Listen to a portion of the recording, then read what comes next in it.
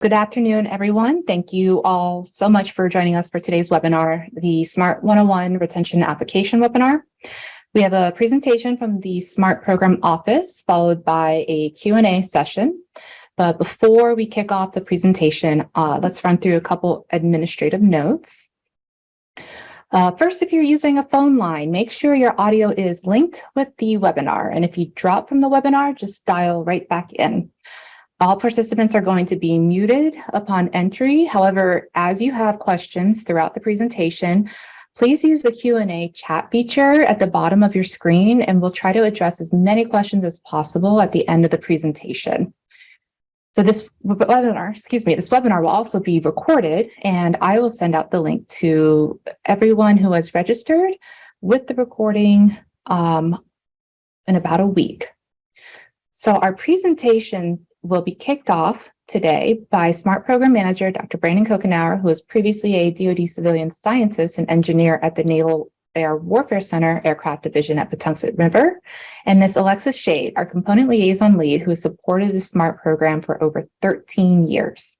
So thank you again for joining us, and a warm welcome from the SMART program. Dr. Kokenauer and Ms. Shade, the stage is yours to present. Alrighty, thanks so much, Jess, and welcome everyone. Like Jess said, my name is Alexis Shade. I am the Component Liaisons Team Lead. That means my team works directly with our sponsoring facilities throughout the life cycle of the program. So I'm very happy to be bringing some perspective here today for you all. We will be starting off our presentation going over some programmatic overview slides to discuss what the SMART program is for those of you who aren't very familiar with our program.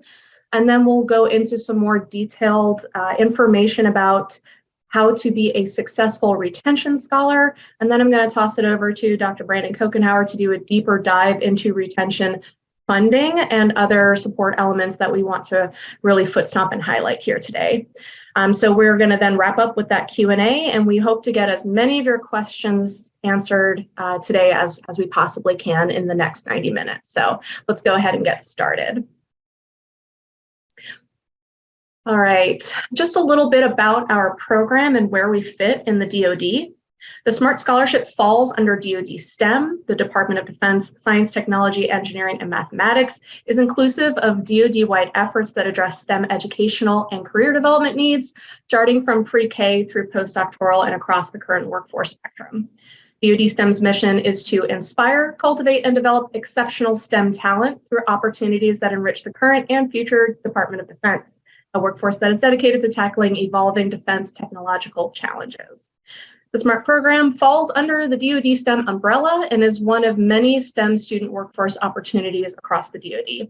Today's webinar focuses on those who are already employed with the DoD in a civilian position, and we'll continue to refer to these as retention scholars and applicants. All right, a little bit more on the basic eligibility requirements and benefits of the SMART Scholarship Program. So to be eligible for SMART, you must be a US citizen, at least 18 years of age or older as of the 1st of August, 2024. And since we're talking about retention here and current DoD employees, just know that there is no age limit to being a SMART scholar. You must maintain a 3.0 GPA on a 4.0 scale. This means that applicants must have a 3.0 GPA to apply to SMART and then maintain at least a 3.0 GPA during their degree pursuit. If you didn't just graduate from an undergraduate degree this past May, you would submit your GPA from when you last attended a college or university. You must be pursuing a degree in one of our 24 different STEM disciplines, which we've got another couple slides on. You must have at least 1 year of funding requested. SMART provides at least 1 year of funding, up to 5 years of funding. What makes us a little different from other scholarship and fellowship funding opportunities is that SMART funds the remainder of the degree you're currently pursuing or the entirety of a degree that you're planning on starting and finishing. For example, if you've got 2 years down on your PhD and you want to apply to SMART for the remainder of that degree to be funded, whether that's 2 years, another 3 years, 4 years, you can apply for the remainder of that degree to be completed. Or if you're just starting a PhD program or a master's degree program, you can request as much time as you need to complete that new degree. You do not need to reapply to the SMART program every year to continue to receive funding from us. Finally, you must be able to obtain and maintain a security clearance. Most retention scholars will already hold the appropriate clearance that your sponsoring facility requires. Now, what benefits do you receive from SMART as a retention scholar? First, SMART makes it very simple, and we provide full tuition with no cap on tuition paid directly to the academic institution. We provide a book allowance of $1,000 that's paid directly to the scholar, and we can provide travel funds if you are eligible. More on that a little bit later. Finally, retention scholars maintain their DoD employment and therefore continue to maintain and draw a salary and accrue benefits while in the SMART program. We will go into a lot of detail today about the SMART stipend and how retention labor funds work in a few slides. Next. All right, STEM disciplines. An applicant must be pursuing or planning to pursue any one of these umbrella STEM disciplines. This is a list of the 24 approved disciplines that we are able to fund. If you need a copy of this list, you can go onto our website and find that. Just keep in mind, these are umbrella categories. So if your major isn't specifically listed here, don't worry. The next slide, we've got a couple of examples of how your degree might fall into a specific category. Okay, great. These disciplines are critical to national security and are the umbrella categories for majors. Here's a few examples. This, of course, is not an exhaustive list, but we just thought we'd come up with a couple. Your degree might not explicitly state information science, but rather information technology, and this would fall under information sciences.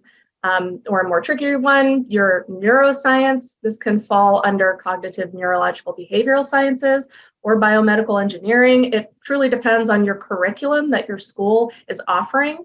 So take a look at the course curricula and make a determination about which of these umbrellas that you believe that you fit best under. If you're not sure, feel free to reach out to SMART for some assistance in that category. But please remember that SMART is looking and only able to fund STEM degrees. Management, especially business degrees, or in a medical field or art-related fields are not sponsored. So again, if you're not sure if your degree pursuit falls under which of these categories or if it is eligible, please do reach out to SMART. We'll have a lot of links at the end for our contact information, but you can reach out to SMART at smartscholarship.org for general assistance. All right, let's go into some details about applying to SMART and succeeding as a retention scholar. Some basics on retention, or RT, as we sometimes refer to the classification. So you'll see RT often, and we might accidentally slip to some of our jargon as we talk here. But a retention scholar is a scholar who is either on a renewable term employee or they're employed in a permanent civilian position by a SMART sponsoring facility at the time of and throughout the award. So in order to be selected as a retention scholar, you must be selected by your current organization. And that current organization must be part of SMART. So if you're not sure, again, you can reach out to us and we'll assist you in determining if your facility already works with SMART. If not, that could be a conversation for how to become a SMART facility for the next selection cycle. But again, please reach out to us and we'll help you with that. Of all SMART scholars in the program, about 10% of our scholar population is retention, and about 90% are recruitment scholars or those who are not already employed in the DoD. This isn't something that SMART mandates, it's just some statistics of year over year, how SMART sponsoring facilities choose to utilize our program. So it's optional for a SMART sponsoring facility to want to work with a current employee, not mandatory. Some of our facilities do it more frequently than others. So again, this is where you want to start thinking of and engaging with your organization about their current participation with SMART and with retention. More stats, most of our retention scholars are applying for a PhD or master's level award, but that does not mean that there aren't a few who are completing their undergraduate degrees through the SMART program. And as previously discussed, retention scholars maintain their employment status at their sponsoring facility throughout the award period, ensuring the continuation of federal benefits for the duration of the award. That means that there's a unique partnership between SMART and your sponsoring facility with a mutual interest in seeing you succeed as a student. More on how to balance the work and school best from Dr. Kokenauer later. All right, so if selected for SMART, life as a SMART Scholar occurs in 4 program phases. Phase 0, after awarded and before funding begins. This would be August of 2024 through July 31st, 2024. This is the phase 0 period for you if you are selected. You'll have the opportunity to attend the SMART program orientation, and you'll have a little bit more time to hammer out any details about the award with SMART and your employer that you didn't already hammer out. I want to add a note here as well that you can check out the SMART Scholarship Handbook to get a better understanding of what policies and procedures apply to all scholars and what specifically apply just to retention scholars. In phase 0 and before, during the application process even, that's a great time to start asking program questions and get clarification on any policies before applying, before being awarded, before accepting, and before starting. So check out our handbook, attend our webinars, and please do pop questions as you have them into our. Phase 1 is when funding begins. This would be 1 August 2024. That would be when you begin your official journey as a SMART Scholar. You'll be going to school and maintaining a work balance that fits best with your successful completion of your SMART funded degree. Once you complete your SMART funded degree, you then return to work full time, and that's when you enter phase 2 of our program and begin serving the time back as your service commitment to SMART. So each year of program funding received equals 1 calendar year of full-time employment that you are required to maintain to serve back that service commitment. So again, if you are accepting 5 years worth of funding for a PhD, that's a 5-year service commitment upon completion of that PhD. Once you complete your SMART service commitment, you officially have completed the program and enter into phase 3. We have a lot of phase 3 scholars, and some of them are SFPOCs or even some program support from the SMART program office here. So love to see our phase 3 scholars. 91% of SMART scholars to date have completed their service commitments and have entered phase 3 successfully. Okay, next slide, great. Now that we've covered some basics, let's get real and let's get specific. The next 2 slides are intended to help facilitate the discussion between the retention applicant and the retention supervisors and sponsoring facility POCs. There are 3 people that must be involved in this process, so please take some notes here. For the retention scholar experience to be successful, the scholar and the sponsoring facility, both the POCs and the supervisors, must get invested. If the sponsoring facility is not willing to have some skin in the game, and we'll talk about co-funding in a minute, they might want to consider their employees fit with other programs to upskill their workforce. We're not discouraging anyone from applying to SMART, but we are saying that you must carefully consider all of the information today and weigh that against your ability to successfully complete the degree. And for the sponsoring facility, I know we have a lot of SFPOCs and mentors, potential supervisors on the line to properly support their SMART Scholar and see that successful completion of the degree. So these are the folks who are at play here, and please consider all the information that we're talking about here today to ensure some of that success. One key factor, it's important to understand the length of the award and how it will impact your employment labor hours. Many retention scholars pursue their PhD, and this is a large time investment of up to 5 years. Therefore, a lot of planning needs to be addressed prior to application and prior to awarding and accepting a SMART scholarship. So again, be looking at timelines, be looking at what that commitment looks like and how sustainable the work and school balance can be over the time that you're going to need it for the SMART Award. To be successful as a retention scholar, you're going to want to work with your sponsoring facility to try to find ways to align current work with the facility's mission towards the research for the degree pursuit. Consider having mentors participate as members on the dissertation or thesis committee. We've seen this strategic approach before, and we've seen it have significant success with numerous retention scholars. The alignment of research from your studies to your current work can be best done if you work in a laboratory or facility, if you have that available. So something else to consider as you're discussing how this would work for you if you were to be a SMART Scholar. The most impactful way to support the retention scholar and to be a successful retention scholar, again, we're talking about three factors here, is very clear and consistent communication. Set communication and work expectations, discuss how funding will be dispersed, how, what's your work schedule going to look like? What does school schedule look like? Are you going to a school that's online and able to facilitate more normal working hours? Are you going to be going far, far away to attend in-person school? All of these types of logistics need to be considered and worked through. Next slide. To help facilitate this discussion, we just wanted to toss together a checklist of these vital steps that you must discuss prior to applying for SMART. So first, we said that, we've said this before, but just to make sure that your facility that you're currently working at is a SMART sponsoring facility and is active in the program. We do have a list of facilities that can be found online. You can also reach out to the SMART program for that level of assistance. So step one, make sure that your facility is a participating SMART facility. Next, you need to have very strong support from your sponsoring facility. This support not only comes from your current supervisor, but it needs to also come from your sponsoring facility POC, point of contact. So the person who at your organization is very involved with the day-to-day inner workings of the SMART program, and most of the time they are the end point person for a facility when making selections. So these are the folks that need to be involved in conversations.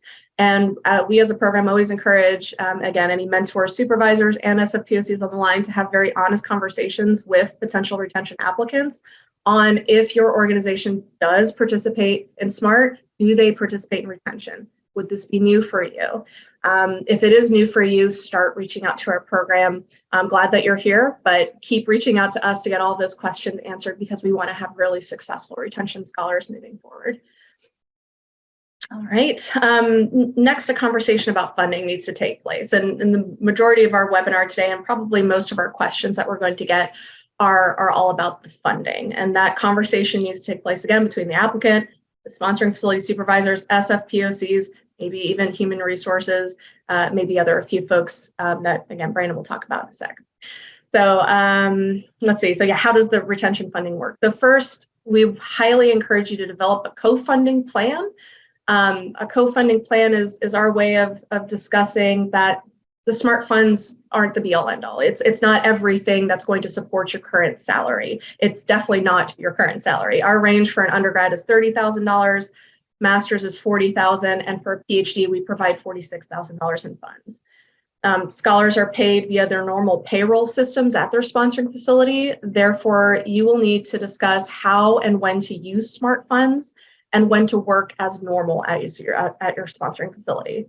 So one very tricky aspect to consider is that although SMART funding is intended to be provided monthly to retention scholars in equal increments throughout the year, sometimes hourly billing regulations often result in scholars depleting their SMART funds in their entirety early on in their academic year, and they might be unable to bill against any SMART hours because there's no funding left come summertime. So these are the kind of nuances you need to consider. You will need to plan ahead and understand how the work and the school schedule is going to impact the ability to utilize the SMART funds that are provided, and that way you're not left in a bind at the end of the period of performance with no SMART funds left to bill against.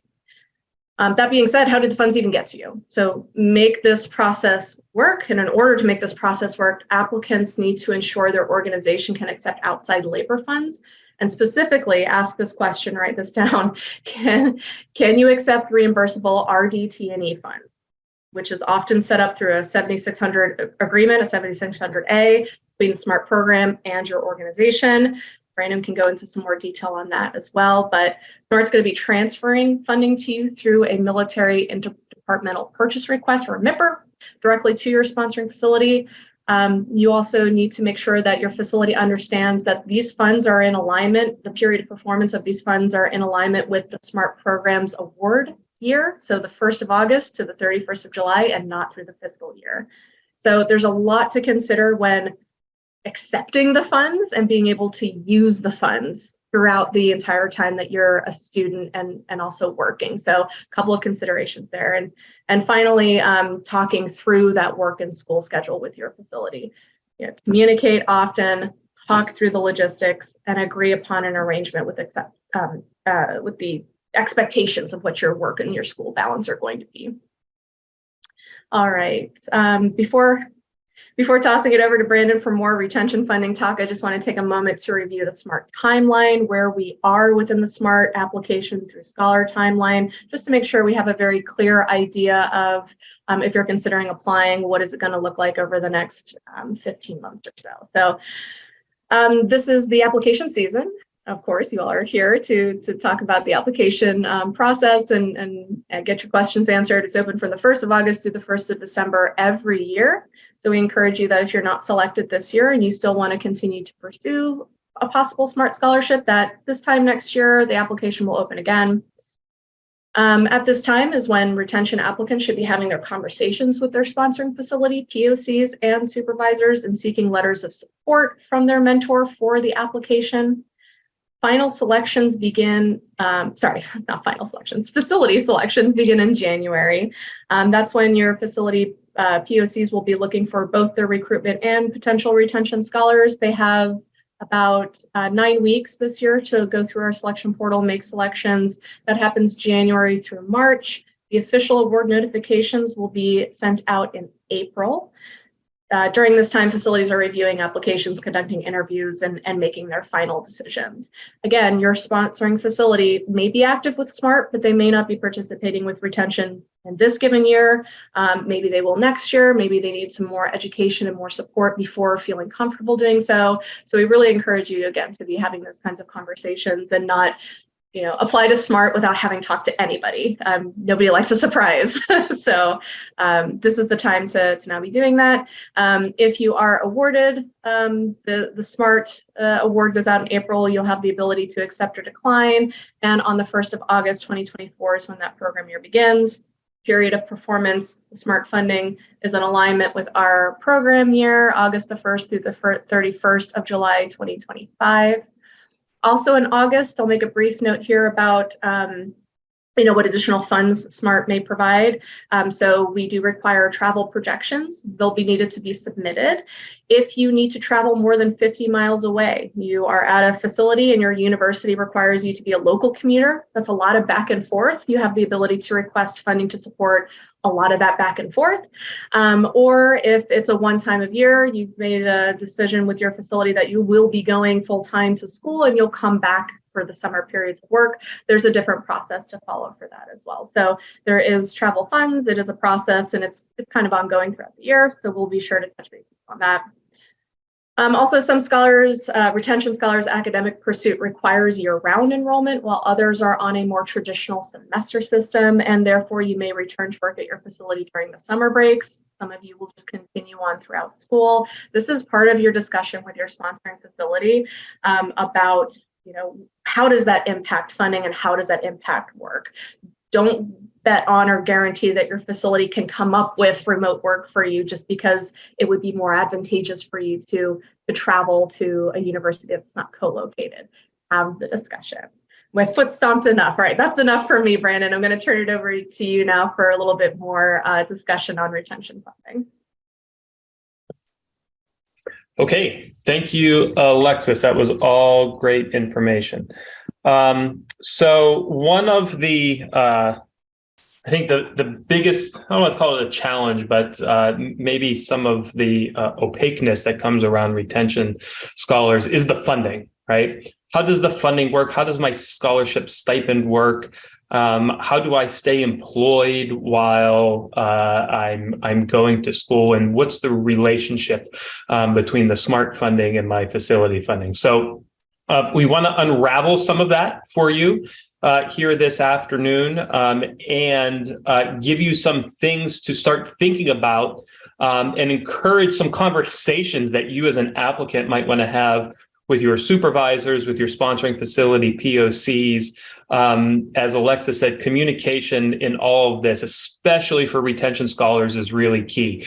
You want to be having these conversations and coming up with a plan now, and not waiting until after you've been awarded and you're getting ready to try to go to school to realize that there's something that you don't have a plan for, or that you and your supervisor didn't discuss, or that your stipends or salary is not what you thought it was going to be because you didn't have those conversations. So this is really meant to motivate a lot of that. Okay, next slide.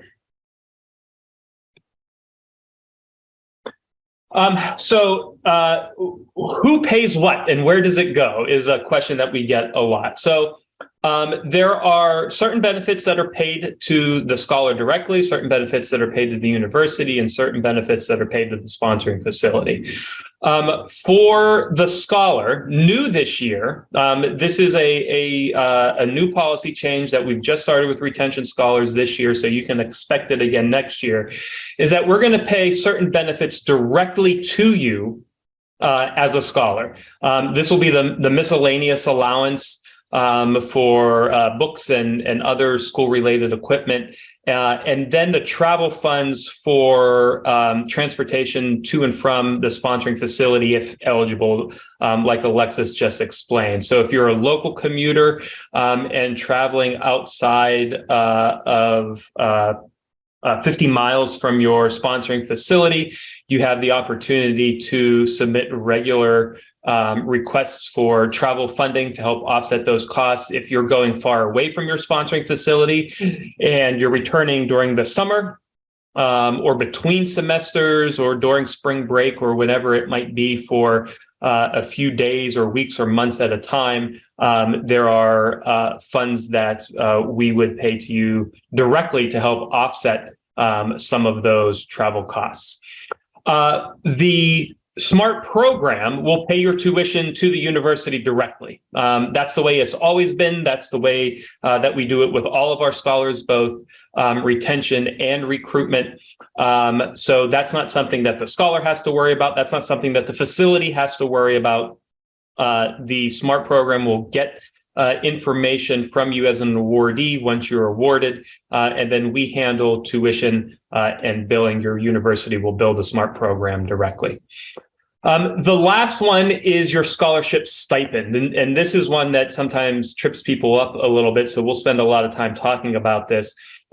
Your SMART stipend is not paid to you directly as it would be for a recruitment scholar, but rather is used to help your facility keep you employed while you're pursuing your degree. So Alexis used the word co-funding, and we're really liking that phrase these days because it really gets to the relationship between the facility and SMART, who are both jointly funding you and your labor to kind of keep you employed while you're getting your degree. So SMART will MIPR a bunch of money, your stipend plus a little bit extra for to account for overhead to your sponsoring facility, and then your sponsoring facility will then use that to offset the normal cost of keeping you employed during the year. Your SMART stipend is not in addition to your salary. It is used to supplement your facility's cost in keeping you employed full-time. And we're going to talk a little bit more about that in the subsequent slides. See a lot of questions coming in, so that's great. Okay, this is, we spent a lot of time talking about how do we really illustrate this concept of co-funding to applicants and their mentors in the sponsoring facility. So I really like this slide because it really illustrates that both SMART and the sponsoring facility have some skin in the game when it comes to the retention scholars. So as Alexis mentioned, SMART provides the scholarship stipend depending on the degree that you're pursuing. For retention scholars, we also add an additional 30% to your stipend, and that's supposed to help offset some of your facility overhead, the employer benefits and health insurance, as you likely know as a civilian employee, the hourly rate that shows up on your biweekly pay stub from DFAS is not the same that it costs your facility to keep you employed, right? Your labor rate and your annual salary rate are often two different things, and that employee, the cost of your employee includes overhead to keep the lights on at your facility and maintain the buildings and provide you with health insurance and other benefits, things like that. So that 30% is meant to help offset some of those costs. Every facility has different overhead. Some are going to be less than this, some are going to be more than this. We understand that. It is impossible for us to kind of keep track year to year of every facility's overhead rates and burden rates. So we've settled on this 30% as a compromise for the majority historically of our retention scholars. Okay, so it's a scholarship stipend, an additional 30%. And then one other thing that's important for the sponsoring facilities and the mentors. The sponsoring facility may choose to accept those funds and expend them as unburdened dollars. In other words, facilities have the ability, if they so choose to allow you to charge labor to those funds without that overhead baked in. Or at least without as much of that overhead baked in. That is not something that the SMART program can declare by edict that all sponsoring facilities do. We don't necessarily have that authority, but there are some facilities that have started to do this. They recognize that it helps the scholar get as much time as they can out of their SMART stipend. And so they've chosen to accept those funds unburdened. There are a couple Navy labs that are doing this, the Working Capital Labs. NIWC Pacific, I believe, does this. NOCAD at Pax River, I believe, is starting to do this year. And really, it comes to somebody at the facility being a champion to kind of work with their comptroller and financial managers to make the case that these are a little bit different than other kinds of outside funding that the command might receive. And because they're meant to support a scholar's education, that some of the facilities have been successful in justifying that they should be charged at a lower overhead rate than normal. So if you want to know more about that, if you're on the facility side and you need some help from the SMART program in engaging your facility, your comptroller with some talking points, please let us know. Sponsoring facility POCs, you can work through your component liaisons to make that happen. Okay. So that's SMART's role. We are providing a certain portion of funding.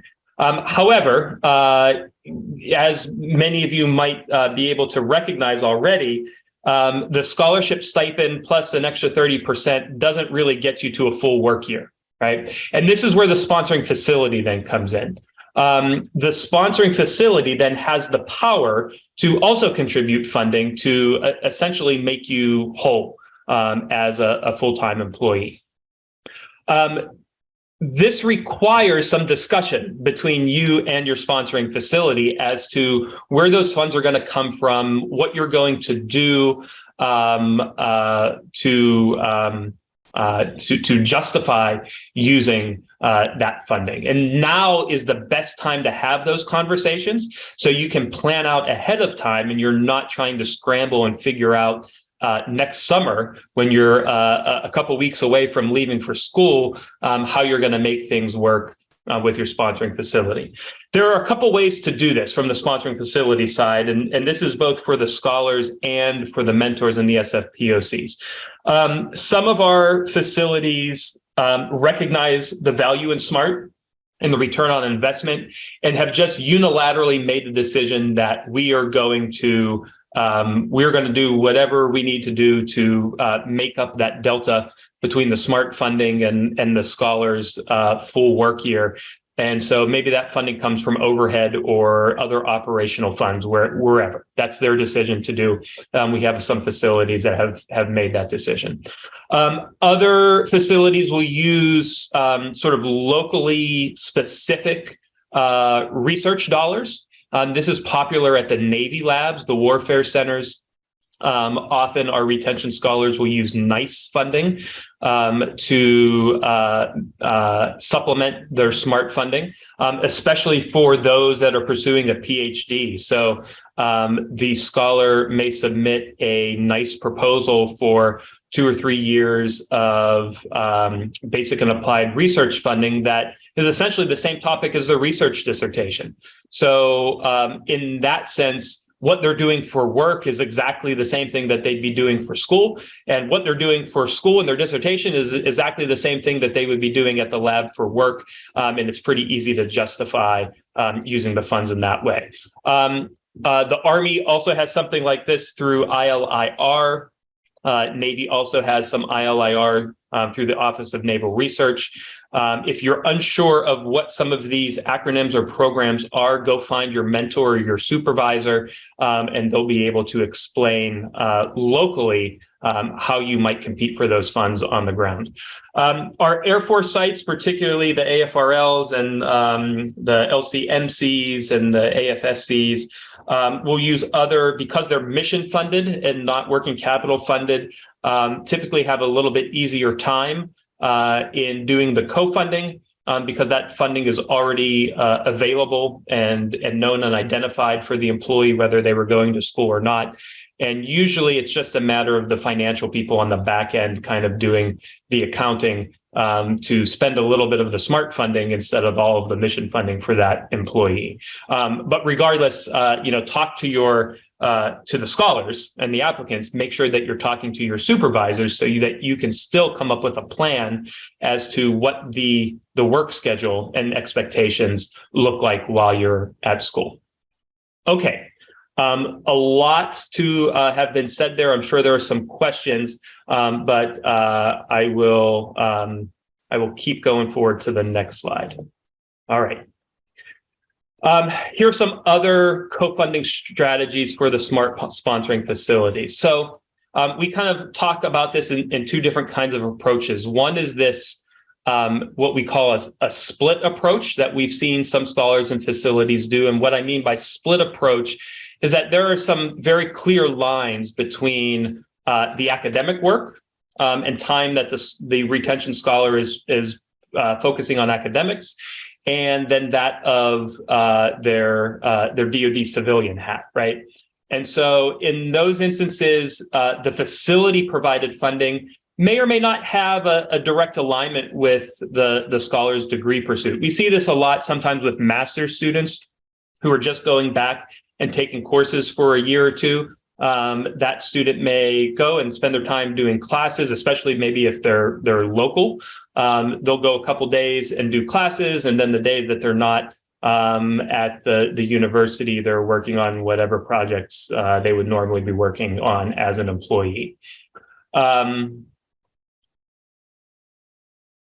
That, I think, describes the second bullet there, where the retention scholar is essentially splitting time between having their student hat on and their facility hat on. And as I said, this usually works pretty well often for master's students. It can be hard for PhDs, though, because the timeline involved is longer, and the nature of PhDs, especially after you get through all of the coursework, demands a little bit more academic time than it would other time. And so for those instances, we would encourage you to look at what we would call a coordinated approach. And the coordinated approach is where the retention scholars really focus on the academic pursuit, and the facility, the justification that the facility has to use their own funding is really in support of the scholar. So maybe it's the facility saying, you know what, whatever you need to do, go focus on school. We're going to, support the rest of your salary with overhead or other mission funding, whatever that is. Great. Perfect. in other words, it's really kind of untethered to the degree pursuit. The other really well coordinated approach, as I mentioned, are things like the internal research and development dollars. Like if you're at the Navy, the NICE funding. If you're at the Army, other ILIR or specific facility IRAD. Some of the other DoD components also have some unique to their facility IRAD projects that employees can take advantage of. And like I said, this is ideal for PhD candidates that are trying to align their academic work with their sponsoring facilities mission. Okay. I want to jump up and down and foot stomp here at the bottom. This is both for the scholars, but also really for the sponsoring facilities, both the mentors and the supervisors. It is without the co-funding. It is often not really financially advantageous for a current DoD employee to pursue a SMART degree as a retention scholar. It kind of defeats the purpose of being a retention scholar. It is happening less, but it still happens that every summer I tend to get an email or two from a retention scholar that has not done the homework leading up to the award and has this epiphany that I see now that I'm not going to get a full-time salary, and the stipend that SMART is sending is also going to get eaten up a little bit through some of the overhead, and I'm going to have to go on leave without pay. And this just doesn't even make any sense. Why would I be a retention scholar? I'd be in a better off financial position resigning from my current job and being a recruitment scholar. And our response to that is, yeah, you're probably right, unfortunately. But remember, that's the whole point of this. And that's why we encourage so much of this collaboration between the scholar, the SMART program, and the sponsoring facility to all have some skin in the game, because otherwise it kind of defeats the purpose of being a retention scholar in the first place. The SMART program is chartered by Congress to have this avenue for existing civilian employees to go back and get upskilled and get advanced degrees. And for that to work, the facility has to be invested in ensuring that employee can continue to keep that employment and get that degree at the same time. To the sponsoring facility POCs, we are really, really asking you all to be engaged during this time as well. As you get deeper into selection season, and we're in the spring months of March and April, and you're making your selection lists, please be mindful of the retention scholars that you're putting on your list and sending back to SMART for your facility. And check with your potential awardees and their supervisors and mentors to understand if they have a co-funding plan on the table. And if they don't, and it doesn't make sense for the scholar or the facility, chances are you probably don't want to put them on your selection list, right? You don't want to set up that scholar to have to go through the process of getting an award and then realizing after awards are made that their facility isn't going to support them and they can't go to school, right? You want to be able to do all of that work and make that decision now before you get to 2 or 3 weeks ahead of when the employee and potential awardee is packing up their bags and potentially making the move to go back to school. Make sure you've got all that sorted out now. Okay, next slide. All right, I think this is going to take us into the home stretch. Alexis, do you want to wrap us up here with just kind of reviewing what we think is a good checklist for retention applicants, their mentor supervisors, and the sponsoring facility POCs to be keeping in mind as they go throughout the rest of our application season?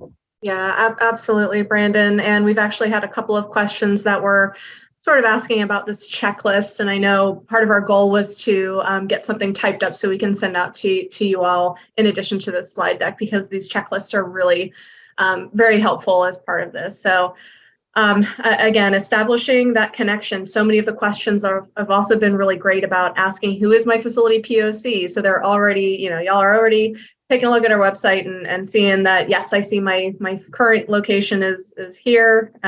So we can help you facilitate that connection. We definitely want to connect you with the appropriate SMART affiliated POCs. That you're all talking to the right people. The worst thing to happen is that you're just talking in a vacuum with not the people making decisions with your organization. So establishing supervisor and facility support of the retention applicant prior to that. We had a couple questions too about submitting a letter of support or recommendation from your supervisor.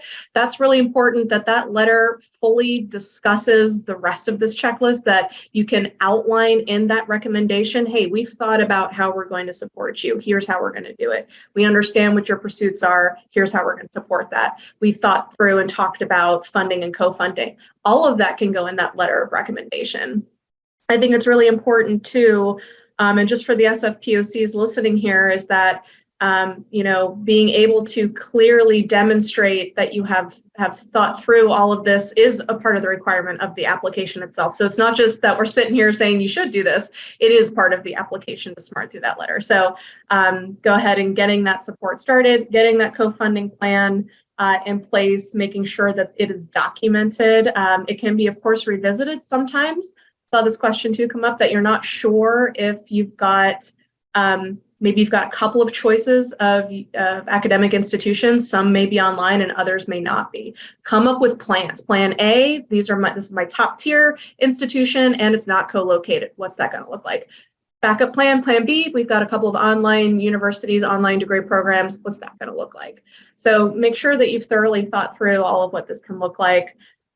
We've said this so many times, make sure that your organization can accept reimbursable RDT&E funds through a MIPR. If not, it's a pretty strong no from the program. It's very complicated. It's very complicated and it's not worth the squeeze. The juice isn't worth the squeeze on that. And like we said before, it might be worth taking a look at other funding opportunities if you just can't make it work for you. We could work with you to see if we can troubleshoot those questions, but sometimes the application's open and you're scrambling to get these answers. The answer may be not this year. So please do take a look at, again, can we accept funding? Do we have a plan to get that funding to you in a successful way? Do we have a way to help you balance school so that you're not coming up at the end of our 5-year funding cap and forced to go on a leave of absence, which we don't want to see happen either. And that you're creating that plan, all of which can be clearly articulated in your letter of recommendation from a supervisor to the SMART program when you're applying to SMART. So we will be typing up, Brandon, I know you and I discussed this, like, hey, let's put this on a PDF and get this sent out to some folks. So we'll be working on getting something tangible from this slide deck here that you can work through and discuss with your mentors, supervisors, and SFPOCs. So extra foot's not there. And I think the next slide goes right into Q&A. Yeah. There we go, Brandon. Okay, so we got a lot of questions here in the chat, and I was thinking we'd maybe start with just some of the programmatic ones here.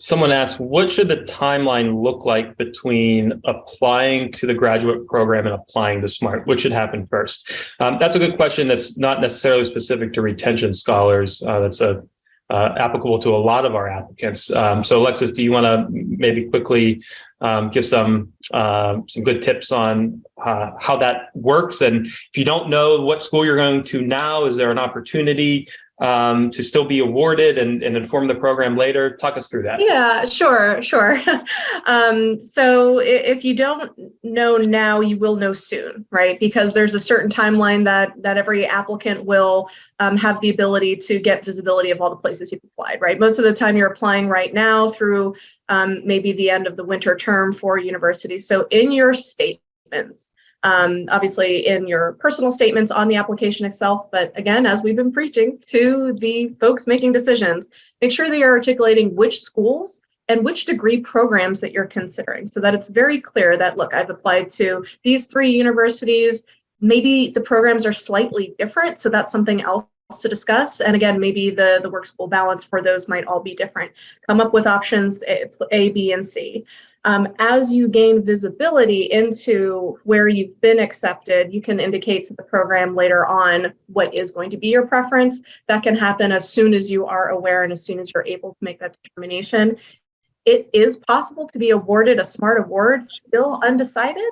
Maybe you're holding out to hear back from your #1 school. That is still okay and still possible. That goes for recruitment or retention, folks. But for retention, please make sure that there's no gotchas at the end. The worst case scenario that you can see is that you and your facility have been planning for you to go to an online school, and sometime in late July, you let them know, hey, guess what? I've been accepted to a university out in California and the facility's in Maryland. That changes the game completely, and you'll cause your supervisors to kind of scramble around to try to find some way to make that work really quickly. So be very transparent with your organization. It is possible from our perspective of SMART, how to facilitate that. The timing of that can make your funding challenges more difficult for you over time. So yes, you can let us know a little bit later, but you know where you've applied. So be transparent about that with the facilities. Yeah, great. Thanks. A couple questions about that. And I think you've covered it. As Alexis said, obviously you might not know where you're going now, but presumably you are by the time awards go out in April and May. So don't not submit an application because you're not currently enrolled in a program. If you know this is something that you want to do, then send in an application and start talking to your sponsoring facility. Okay. Let's see here. What else? Are academic, transportation, miscellaneous funds included in the stipend amount? No. And so Jess, I'm wondering if maybe you can throw up that our presentation again, and the slide that has the 3 buckets of funding.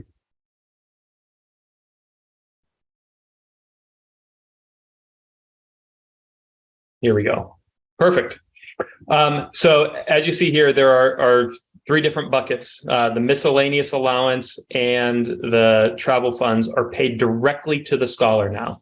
And again, if you're a mentor or a supervisor or a SFPUC that has previously had retention scholars, this is a change. We've heard you that trying to figure out how to get these stipends to the scholar through your normal payroll awards systems is challenging. And so we've taken on that responsibility for you all. So that's going to go directly to the scholar. The tuition goes directly to the university. And then the stipend is purely the stipend based on your degree level. And that's what is going to the facility through a MIPR to help offset your labor. Okay. That one is good. Thank you, Jess.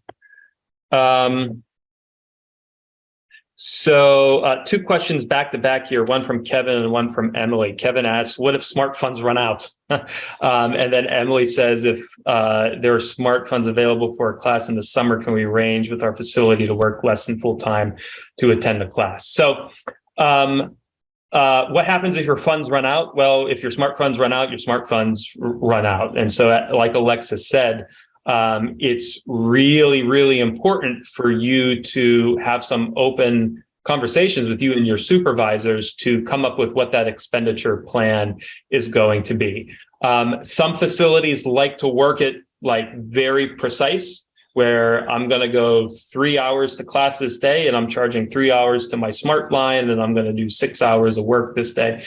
Others are a little bit more flexible, where, okay, every week you're going to charge X number of hours to your SMART line and X number of hours to your facility provided funding. And then the others that are kind of mission funded and funded through overhead, it's maybe a little less important. So can't really answer that for you. That's going to be up to you and your sponsoring facility, your supervisor, your mentor, your SFPOC to work out now. Again, work it out now. Find out what that plan is going to be, so that you can really just focus on going to school, right?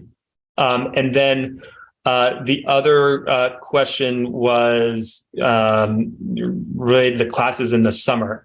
Again, how you draw down those funds is going to be up to you and your sponsoring facility, whether you're taking classes fall, spring, or fall, winter, spring, and summer. And that balance between having your Smart Scholar hat on and taking that off and putting your sponsoring facility, I'm a DoD civilian scientist doing DoD civilian scientist work hat.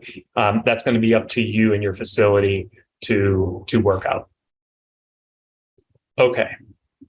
Audrey asks a really good question. She says, do you have an example template of a co-funding plan? Does it have to be submitted as a part of the application? No, I don't have an example or template of a co-funding plan. That is really, again, we're giving you and your facility the leeway to synthesize what that means for you all, right?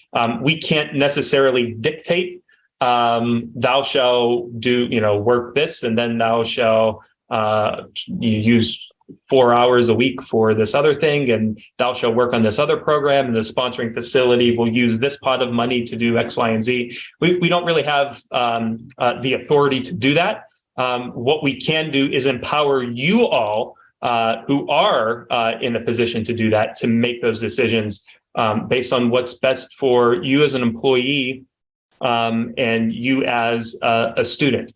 So we've given you some examples depending on what kind of component you're in. Again, for the Navy as working capital funded folks, the NICE program is a great tool to help co-fund. The Army DevCom labs often have similar either internal research dollars or component-wide levers that they can pull. The Air Force, the AFRLs, because their mission is to do research, they're usually mission funded, and so it's a little bit easier to figure out what that co-funding plan is. Does it have to be submitted as part of the application?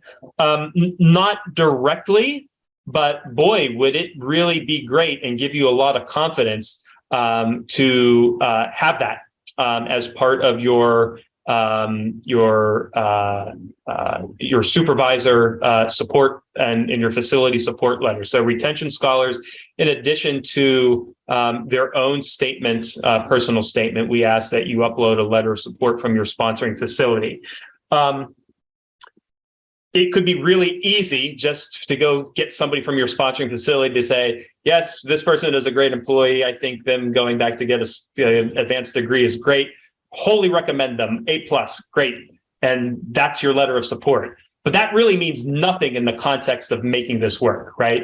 And so it would behoove you as the employee scholar to really kind of arrange with your supervisor or mentor to not just articulate, yeah, that person's a great employee. I think them going back to school, a great initiative, gold star. Get them to do more than that, right? Articulate what that co-funding plan is going to be, because that kind of makes them part of the process, right? And then there's no question once you get to April, May, June, July as to how this is going to work when you go off to school. So will that maybe be part of our process in the future? Maybe, but right now it's really just a very strong encouragement of best practices that we've seen. Alexis, you got something to add there? Yeah, sure. Just that, when we say you're not just talking with your supervisor, because like Brandon said, of course, they want you to go back and get more education. It's a benefit to the facility and their development of you as their employee.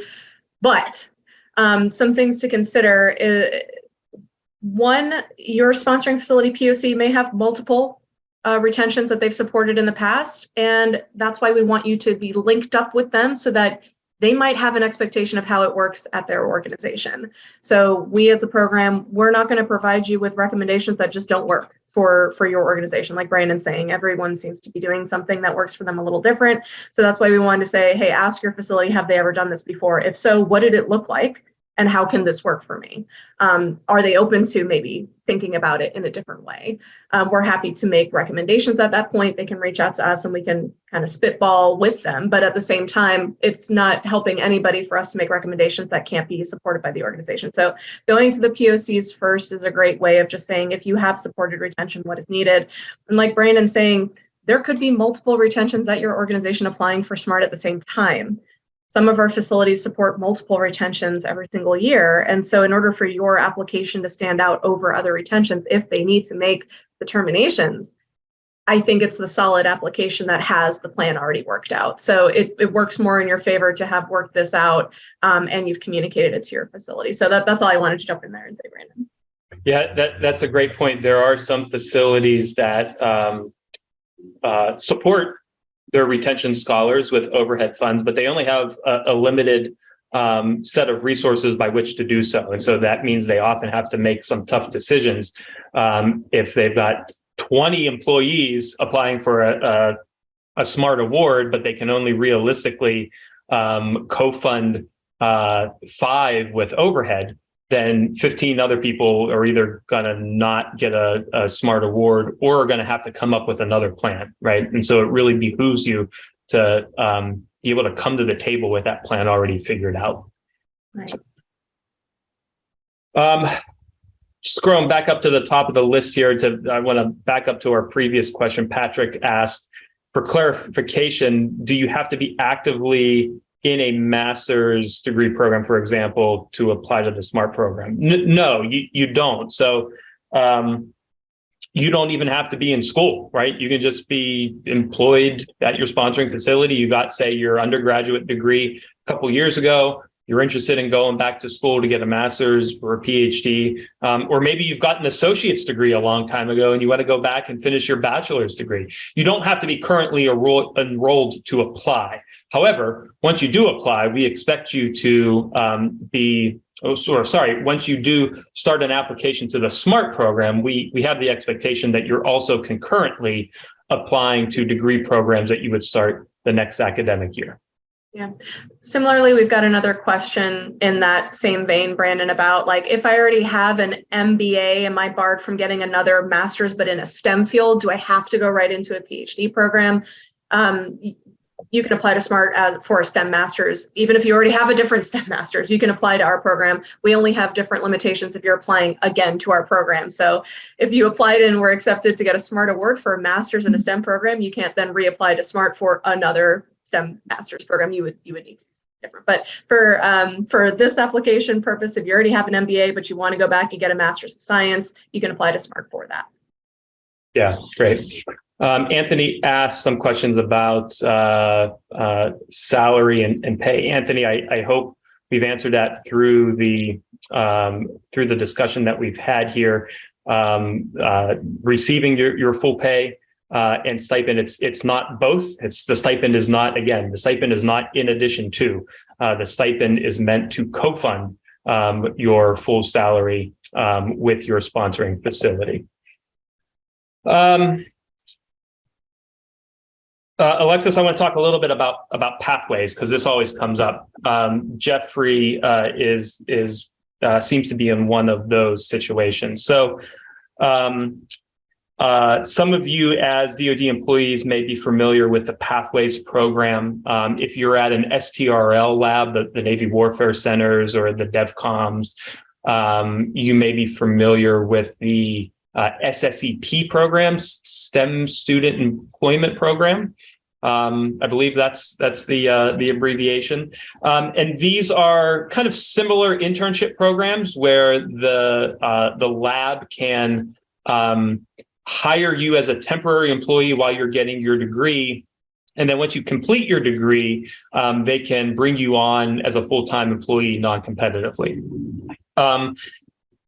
If you are currently a Pathways or SSEP student, in other words, you have not completed your degree yet, but you are a Pathways or SSEP student, and you've been at a lab during the summer as an SSEP intern, generally you will have to resign your position as a Pathways or SSEP intern before accepting a SMART award, especially if you've received other educational benefits like tuition assistance as part of being an SSEP student. I know Dahlgren, SWC Dahlgren here in the DC area uses Pathways and SSEP a lot and can sometimes offer tuition assistance, and they do exactly that. So you will have to kind of settle up your obligation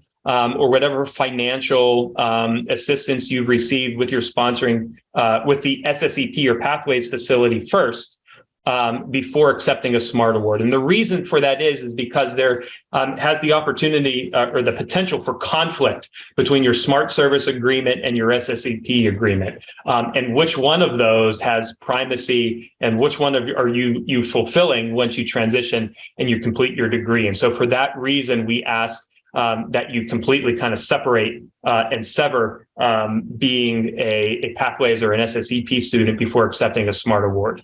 Now, if you've previously been a Pathways or SSEP student, you've completed your degree, you are on full-time, there is no service commitment associated with your SSEP or Pathways internship program. That was just the pathway, I shouldn't use pathway. That was just the avenue that got you to being a full-time DoD civilian, and there's nothing to pay back either in time or money, then you're all good. Because at that point, there's no commitment, there's no prior commitment that could potentially conflict with a SMART service agreement. So there's a little bit more about this on the website. If you dig under some of our eligibility pages, and if you still have questions, feel free to reach out to the program. But Jeff, hope I answered that question for you. Brandon, it looks like we've got a few that are all on the same topic, and I typed in a little bit of a response. So I wanted to tackle this question from Christina Dixon and a few others saying that we've stated that you must apply to SMART at your original facility, but in the past, have there been transfers? Can I apply to SMART as a current employee but be selected by a different organization? The response I put in the chat, just want to reiterate that it is exceedingly rare that this is pulled off successfully. And when I say pulled off successfully, all of the stars need to align where your current employer and a potential other facility are able to facilitate the transfer of your employment prior to funding beginning, well in advance of funding beginning at a different organization. We typically see this with sister sites or sister locations where you're working for NIWC Pacific and you're going to NIWC Atlantic, or it's some type of internal organizational shift where it's an agreement between your current employer and a future selection. So it's very challenging to do so, which is why my recommendation was to, if you want to stay with your current employer, but you're thinking maybe I could use this as an opportunity to transfer, you're still applying to SMART for your current employer. That's the best case scenario because your current employer would select you, et cetera. So, however, if there is that situation where you're talking with all the parties involved, this could be a great opportunity for you to expand your career, then you could potentially facilitate that. It's really hard to do. So that's why we're not telling you flat out no, but it's just, I wouldn't put that as something to bank on happening. Because again, if you are selected by a different organization and they're not able to support the transfer of your employment, meaning they're going to hire you and bring you on board prior to the 1st of August, 2024, that's a no-go for our program. We will not let the award move forward because you don't technically have sponsorship. You can't just maintain pseudo-employment with an organization that didn't select you and then transfer over at some time to this new organization in phase 1. We just don't allow that. Logistically, we just cannot. So that answers that question of, can I apply as retention and use it to transfer? Very rare, but you can attempt to do that. I will say it that way. And then what if my facility isn't currently participating in SMART, or I don't see them on the application or drop down? We have many facilities that occasionally participate with SMART, so we don't advertise them on our website because we don't want to, shout from the rooftops, hey, apply to this location that makes one selection every 5 years, but they may want to still participate in SMART. This is why we encourage you to reach out to SMART and ask, are they going to be a participating facility this year? And we can help answer your questions more specifically from there. Again, that's also a very rare situation. It tends to be that year after year, our facilities are continuously participating. But if you happen to be, I saw a USACE ask that question. We have at one point 40 different USACE locations when not many locations were making those kinds of selections. So just reach out to our program. I've put in the chat before SMART-CL for component liaison, SMART-CL at smartScholarship.org. You can say, hey, I'm currently employed here. I don't see them on the website. What can be done, or can I still apply to SMART? And we can help answer your very specific situation there. Yeah, I would add also that it's probably pretty rare for another facility to select a retention scholar that's not already one of their employees, because the assumption is they're going to be employed by their current sponsoring facility. So unless you've already worked out the fact that you are going to change employers, there probably wouldn't be a reason that another facility would select you in the first place. Okay. Let's see. Are the miscellaneous allowance and the academic transportation fees capped? Yes. So the miscellaneous allowance is $1,000 annually, and the travel stipend for internships or returning to work is capped at $15K a year, which is consistent with they're both the same stipends that a recruitment scholar would get, just a little bit different, at least for the travel, a little bit different, because traditionally our retention scholars don't do internships per se. They might come back during the summer to work, but because they're already employed, it's not exactly an internship, but the stipends are the same as they would be for a recruitment scholar. Let's see. Do sponsoring facilities need to create an agreement with the retention scholar outside of SMART in order to recoup non-stipend overhead salary funds if the SMART scholar does not complete the program? I'm assuming SMART will have an agreement in place to recoup the stipend and other funds from the scholar if they don't complete the program.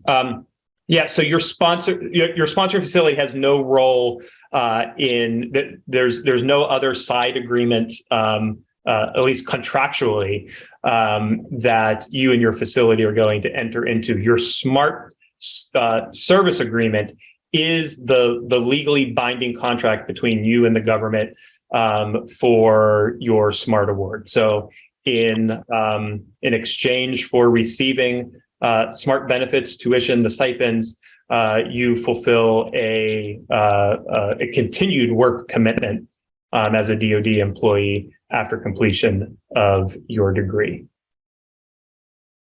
Okay, good questions here. Paige asks, is there an option to go back to school part-time? I would like to continue working full-time and take classes at night. So the expectation from the SMART program is that you're enrolled full-time.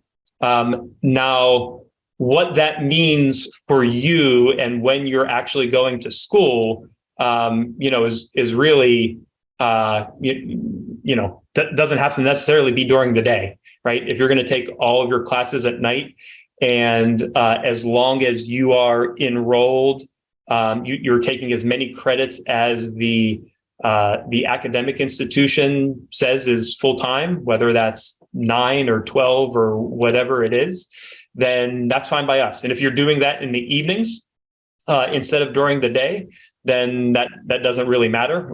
What really matters to us is that you're enrolled full-time, so that you can complete your degree in a timely manner and get back to solely focusing on being a DoD civilian engineer and scientist again, and with that advanced degree and that enhanced skill set. Someone asked, it seems like getting the cart in front of the horse to get my sponsoring facility to approve. Hold on, I'm going to go back. It disappeared.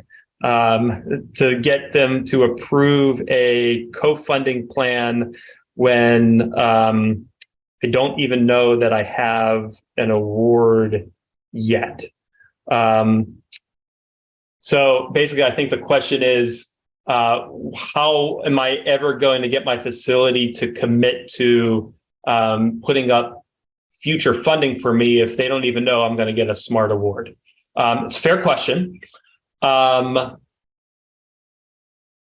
say a couple things to that. One is you definitely don't want to be in the opposite situation where you get to the last week in July and like I said, you're doing the math. You don't have, you don't know where the other funding is coming from. The timelines for applying, say for internal, perhaps, annual internal IRAD dollars has passed. And so you're going to have to wait another year to propose some kind of project through whatever annual cycle your facility has in the first place is passed. You've got your things packed up in a U-Haul, classes start in 2 weeks. You're looking at the math and going, well, I can't afford to do this because I'm essentially going to be, on leave without pay for a whole bunch of time. And this just doesn't make any sense to do. So that is one. The second one is that I'm going to say the quiet part out loud, and I think that's okay. As a retention scholar, Alexis is smiling at me. As a retention scholar, everybody at your sponsoring facility, right? And so by having these conversations, you're a known quantity. You go to your supervisors, your mentors, your managers. You say, I want to go back and get an advanced degree. They say, yeah, that sounds great. We want to prioritize and support you in doing that.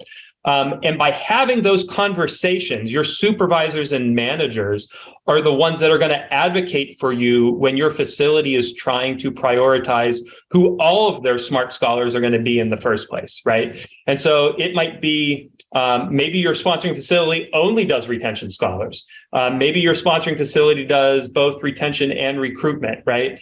And so your supervisors are the ones that are going to be working with your SFPOC, your SMART SFPOC, to kind of do that racking and stacking, because everybody across your command is going to be saying, oh, I want this SMART scholar and this SMART scholar and this SMART scholar. And your facility is going to have to, put forward only a certain number of names. So it behooves you to be having these conversations ahead of time, because your supervisors are the ones that are going to be advocating on your behalf when your facility has to prioritize who they're going to select as their SMART scholars that year. And so it would make a lot of sense to me to have those conversations about funding, where a supervisor could go into those conversations with the SFPOC and your command leadership and whoever is making these decisions on how to prioritize, to say, we've got this person, they've been here, they're great, we want to continue our investment of them. We've got a way to keep them funded while they're getting their degree in collaboration with SMART. This is a no-brainer, and everybody says, yep, this is great. Let's make sure that they get on their list. And so having those conversations ahead of time is actually, in my view, really beneficial and key, and actually increases your chances of not only award, but being successful once finally awarded. Alexis, did you have anything to add there? Yeah, just, we're at the end of our webinar. Hot take for those who are sticking to the end, absolutely talking to your facility POC in conjunction with that supervisor, because, some facilities roll up into a command when they make selections. And so you could be competing against 5 other facilities that you don't have visibility over that process. So you've got to make a great impression on your facility POC as to how this is going to not be a burden for the organization, but be a bone for the, benefit to the organization, a boon for them. That, you have thought through and you've come up with a successful plan to get your degree completed successfully, and that, there's no gotchas. SFPOCs, one, they don't like 2 things: being blindsided by why didn't so-and-so get selected because you didn't talk to me about an application, so I wasn't looking for you in the selection portal. Some SFPOCs have hundreds of people applying, and don't forget 10-ish% of selections are retention. So you're competing also for those smart spots against other recruitment. So I can see an SFPOC reasonably not paying any attention to those who only have easy statements of support saying, yeah, this person's great, we'd really love to have them. They're going to want to see that you've put forth the effort to really advocate and say, here's how we're going to make this work for you. And it's going to be good for these reasons. So, and again, some of facilities roll up into a major command. I know the Army especially has a lot of command structure that way. So how do you stand out against others there? And the hot take is don't bully your facility to give you an award. I've seen that as an odd strategy or an attempt of a strategy before. Sometimes the squeaky wheel gets the grease, but not when you're squeaking to the point of being a bit of a nuisance. So instead, shine by having a great plan. Yeah, it's a hot take time. Yeah, no, that's great. I want to add two more things as you were talking. NGA comes to mind. If you're from NGA, NGA has an internal process by which they vet their potential retention scholars. And you've got to be aware of what that process is to kind of go through the internal checkboxes that NGA has said, if you want to go back to school through SMART and you're an NGA employee, you've got to do these things internally in order to be considered. And then two, we keep talking about these co-funding plans, have a plan. At the same time, I come from a lab. I was at a Navy lab. I understand the annual churn. I get it. It's hard to plan. You're always thinking like a year in advance. You may not necessarily, don't think that you necessarily have to have like the money in your pocket, like right now. What you need is a vision and a plan for how this will work in the future, and that your supervisor or mentor are on board with that vision and plan. And it might change, right? Your first year, your supervisor might say, all right, here's what we'll do. We'll cover you with overhead. And then while you're in that first year, we'll apply for one of these internal research projects, and that will cover you then for your next 2 or 3 or 5 years, whatever it is, right? That's fine, right? You don't have to know with 100% certainty that this is how it's going to work in order to apply, but you do need to be thinking about it, and you do need to have people on board with what it could look like. As Alexis said, it might be option A or B or C, and that might not come into view until much later on in the process, but at least you have them, and it's not going to be a surprise in the summer after you're awarded and you're looking around going, oh my gosh, I don't know how I'm going to make this work. Should I even accept this award and go back to school in the first place? Okay, Robert, I know you've been very patient. I've been saving your question for last. Robert's been asking, are there ways to contact SMART alumni?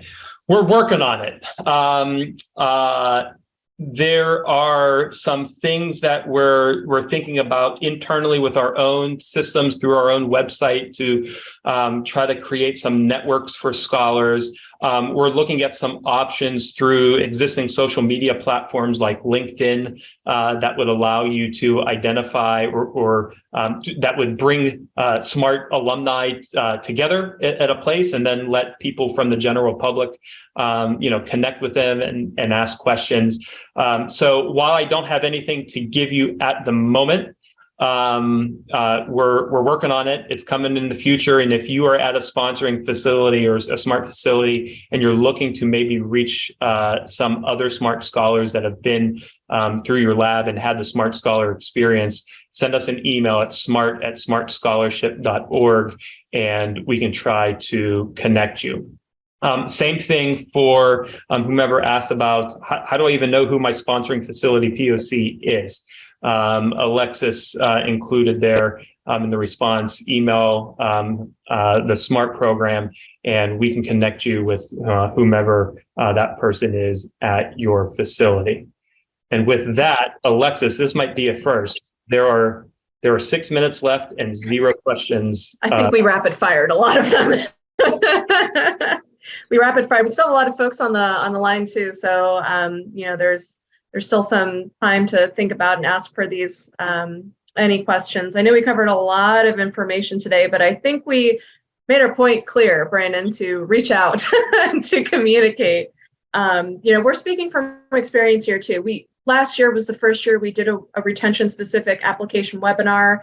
Every year we kind of learn from the selection cycle ins and outs. We've also recently made changes to funding. So if you are a POC or a mentor on the line and you've previously supported some retention, we're so grateful that you showed up this year, because changes do happen. The best advice we can give anybody, recruitment or retention, facility or applicant, is always to ask questions and reach out. We have a lot of resources here at the program. We provide a lot of support to our facilities. So whatever side you're on, there's no silly questions. There's no questions that haven't been asked. Actually, there's a couple of questions that sometimes we get that we're like, wow, we don't have an answer yet for that, but that makes us think on how we can improve our processes, policies, and procedures. So just really happy to have some folks here asking questions in the final couple minutes. We will be sharing the slide deck for anyone who was registered. We will receive a copy of this. If you are an SFPOC on the line, we will be also sending out additional information for you. We're also happy to host this is something I promised my team I would say at the very end, but SFPOCs or mentors, supervisors, if you want us to do any kind of one-on-one presentation to any folks at your organization's liaison team is happy to do so. Over the next few weeks, we can, myself and the team, we are happy to give another mini presentation to anybody who's considering it, just to really drive home how important it is to come up with ways to be successful. We don't want to see problems with retention. We want to see happy retention scholars. So we're happy to do this kind of presentation on a micro level. Just reach out to us and we can help facilitate that. I said it, I'm not taking it back. Yeah, we are certainly here to help. I didn't mention this at the beginning, but I am both a product of the SMART program and a product of as a retention scholar from one of the very early cohorts. So I've got an intimate understanding of how this works, the challenges involved, but also the impact and the power that it can have when the scholar is supported and they've got a good team of mentors and supervisors and command support around them that allow them to go to school and do things that are also of paramount importance to the command's mission. So it's something that I'm passionate about in trying to make sure that future applicants and our sponsoring facilities are well set up to handle the nuances of retention scholars and how they're a little bit different than the other 90% of our retention scholars, and how they're different from the other 90% of our recruitment scholars that are coming in to the government, fresh out of school. So we are here to help facilities through your component liaisons, applicants through our general program inboxes. And we hope to see you all next summer at our first, in a long time, person scholar awardee orientation in July here in DC. Yep. So Jess, I think we are pretty safe to toss it back to you to wrap up with any upcoming webinars. We have a couple more coming up. So Brandon, if it's okay with you, I think we'll just toss it back to Jess. Sounds great. All right. Thank you so much. I'm going to go ahead and put up the screen with the upcoming webinars, and should be coming up now. So we've got a new initiative that we are presenting. It's the Ronald V. Dellums Memorial SMART Scholarship webinar. That is not applicable. It's only applicable to rising seniors, but if you have friends or family that might be interested in this, please feel free to pass this information along. Additionally, we'll have a SMART 101 Q&A webinar and then a Smart 101 Let's Hit Submit webinar. And this is where we want to try and encourage everybody to get that application in before the December 1st deadline. So I want to thank everybody for joining us today. Many thanks to Dr. Kokenauer and Ms. Alexis Shade for taking time to provide information on the retention application for SMART. The recording of this webinar and a copy of the slideshow presentation will be provided within a week. And in the meanwhile, if you aren't already, please follow us on social media and check out our website at smartscholarship.org for program information. Have a great rest of your day.